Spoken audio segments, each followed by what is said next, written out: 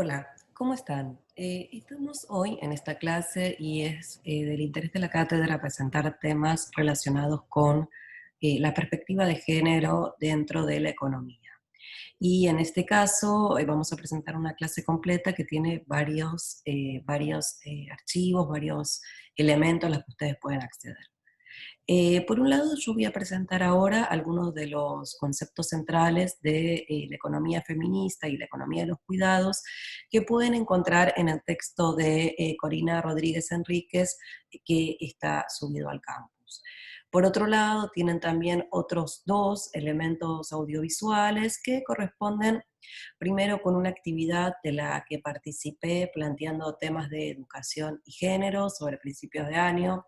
En este sentido es bastante interesante porque varias de las cosas que se plantean ahí ya es en el contexto muy previo a la pandemia, hoy día tienen muchísima vigencia, dadas que por la situación de aislamiento social preventivo y obligatorio, las actividades de cuidado han cobrado gran relevancia en todos los hogares, ya lo tenían, pero en la medida de que todos y todas o una gran porcentaje de la fuerza de trabajo está desarrollando tareas de teletrabajo de forma general, digamos, estas cuestiones se ha visto se hacen más presentes de alguna manera.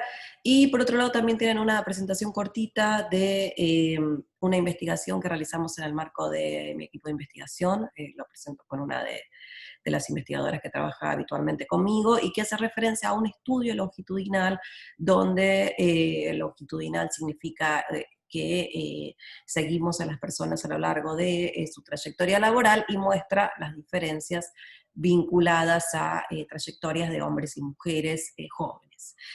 Seguramente algo conocerán, habrán vivido, como todos y todas lo hemos vivido. Entonces, a continuación presento algunos temas de la economía feminista y la economía del cuidado que forman de alguna manera la base en la que ustedes luego pueden interpretar los otros dos audiovisuales.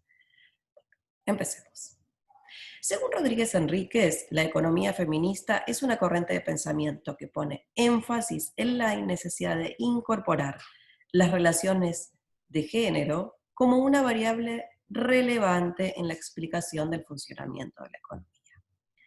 Se caracteriza por poner el centro de análisis en la sostenibilidad de la vida, descentrando en los mercados. El objetivo del funcionamiento económico desde esta mirada no es la reproducción del capital, sino la reproducción ampliada de la vida. Esto quiere decir, ustedes van a ver en este texto de Rodríguez Enríquez que ella plantea diferentes, eh, podríamos decir, diferentes figuras teóricas en donde no solamente pone el foco en la reproducción del capital según la economía clásica, sino que incorpora a su análisis económico todas aquellas tareas que garantizan el sostenimiento de los hogares, básicamente, y que se denominan reproducción ampliada de la vida, de que incluyen tareas domésticas, reproductivas y de cuidados.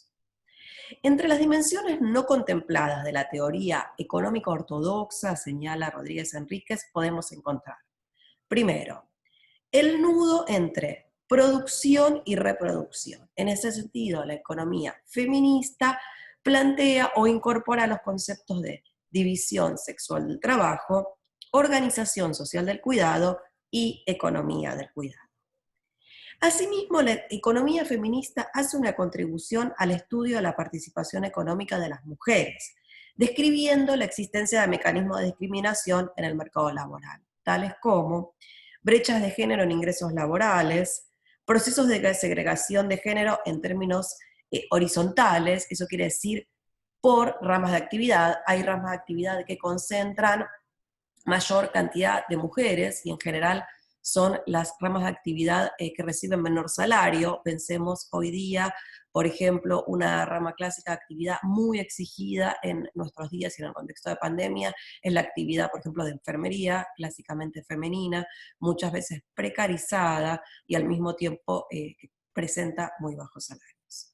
Y en el mismo tiempo presenta la discriminación o los procesos de segregación verticales. Y esto tiene que ver con lo que nosotros encontramos, por ejemplo, que en la base de la misma rama de actividad hay mayor número de mujeres, mayor proporción de mujeres que en las posiciones más altas dentro de la rama, digamos.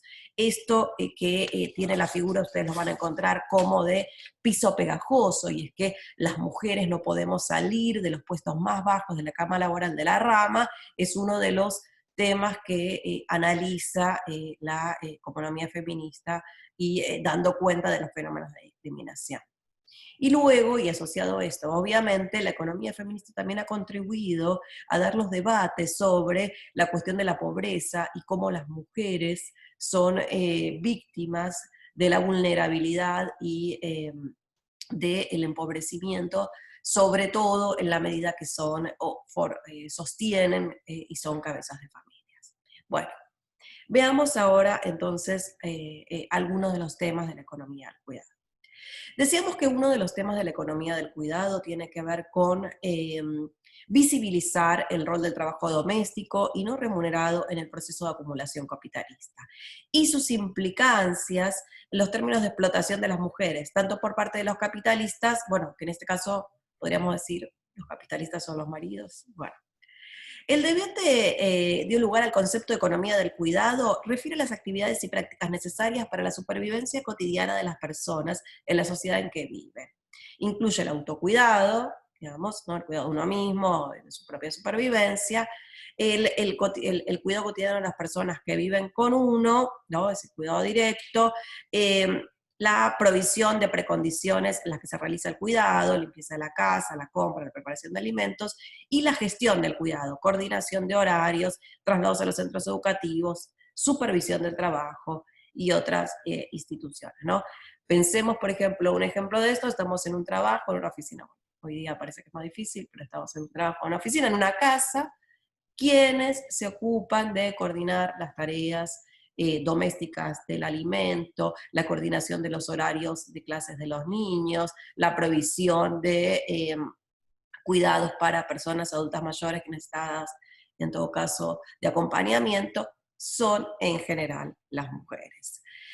El cuidado permite atender las necesidades de las personas dependientes por su edad y sus condiciones y capacidades, están entonces incluidas dentro de esta forma de la economía de los cuidados, que lo que trata de hacer es de valorizar estas ocupaciones, ¿no? Porque básicamente aquí lo que tenemos es que algunas de estas ocupaciones pueden convertirse en empleo cuando son brindadas en una relación laboral. Por ejemplo, uno podría decir, bueno, yo tengo la necesidad del cuidado de los niños, entonces contrato a una persona, ¿no? Dentro del servicio doméstico en la categoría cuidado. Bueno, aquí aparece una valorización, veamos, podemos pensar que es una rama de actividad muy afectada por salarios bajos, pero aparece una valorización dada por la relación de empleo. Pero en la medida de que estas tareas son asumidas sin prestación económica, sin relación salarial, la economía de los cuidados diría es que dan valor al proceso, digamos, de generación de valor, porque son las actividades que sostienen la vida, pero no tienen reconocimiento económico dentro de ese proceso. Entonces, la inclusión del trabajo no remunerado en el análisis vuelve más complejos los hogares, que entonces deben negociar explícitamente en su interior y decidir la división del trabajo entre sus miembros, ¿no? Y entonces aquí incorporamos en todo caso también que la fuerza de trabajo es aquella que está dentro del hogar, aunque no se encuentra disponible, como diría la teoría neoclásica, para participar directamente en el mercado de trabajo. El trabajo no remunerado no es infinitamente elástico. Su capacidad de arbitraje entre el mercado laboral y las condiciones de vida se recrudece cuando aparecen nuevas oportunidades para algunos segmentos de la fuerza de trabajo.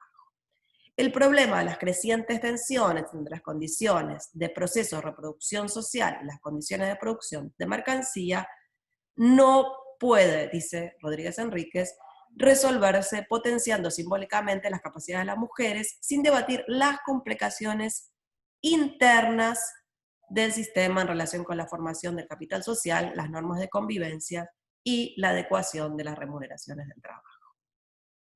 Bueno, veamos el segundo de los conceptos entonces de la economía feminista. Organización social del cuidado. El concepto de organización social del cuidado refiere a la manera en que, de manera interrelacionada, las familias, el Estado, el mercado y las organizaciones comunitarias producen y distribuyen cuidado. La noción de organización social del cuidado se emparenta con el diamante de cuidado, como representación de la arquitectura a través de la cual se produce cuidado. El diamante de cuidado indica la presencia de los 4 actores mencionados y también de las relaciones que se establecen entre ellos, ¿no? Esto es bastante importante.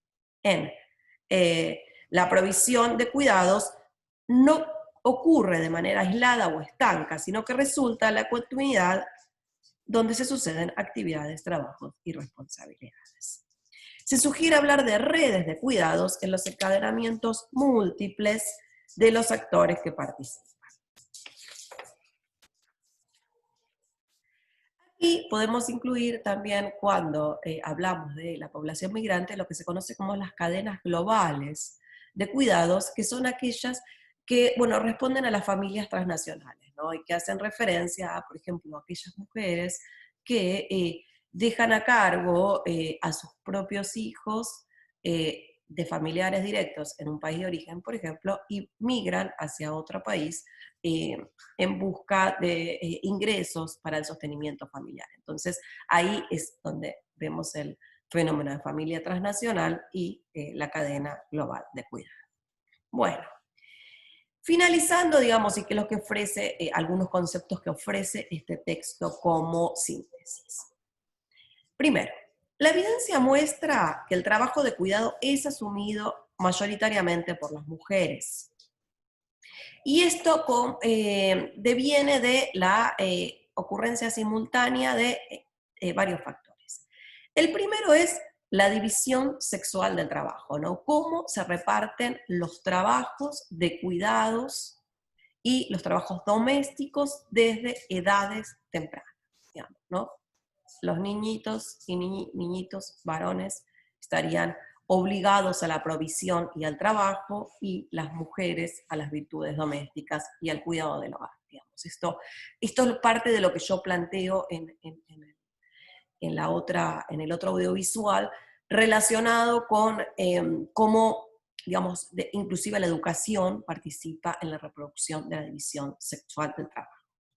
La segunda, la naturalización de la capacidad de las mujeres para cuidar, cuando sabemos que las tareas de cuidado y las tareas femeninas, evidentemente, y relacionadas con los géneros, las identidades de géneros, son constructos sociales que pueden modificarse. No hay ninguna, se sabe hoy día, entre hombres, mujeres y disidencias, ninguna evolución de la naturalidad o de la naturaleza. Nosotros somos puramente cultura.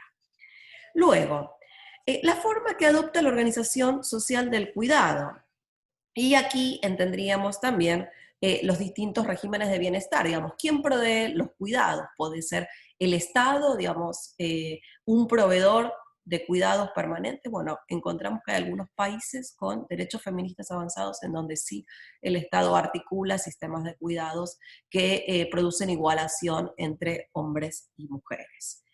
Y luego que la forma de organización del cuidado se vincula con una experiencia socialmente estratificada, porque sí sabemos que las mujeres con mayores niveles educativos tenemos mayores capacidad económica de acceder al mercado de cuidados privados sin convertir la relación de cuidados en un empleo, y mientras que las mujeres con menores niveles educativos y menor salario relativo a su ocupación tienen menos posibilidades entonces de convertir los cuidados en empleo, y entonces mayores dificultades para el acceso al mercado laboral. Bueno, por último, como decíamos antes, la dimensión transnacional, que se convierte en cadenas sociales, cadenas globales de cuidado. Bueno, nos parecía importante plantear el tema del género en estas últimas clases, porque sí tenemos la recomendación de tener intervenciones sobre los currículums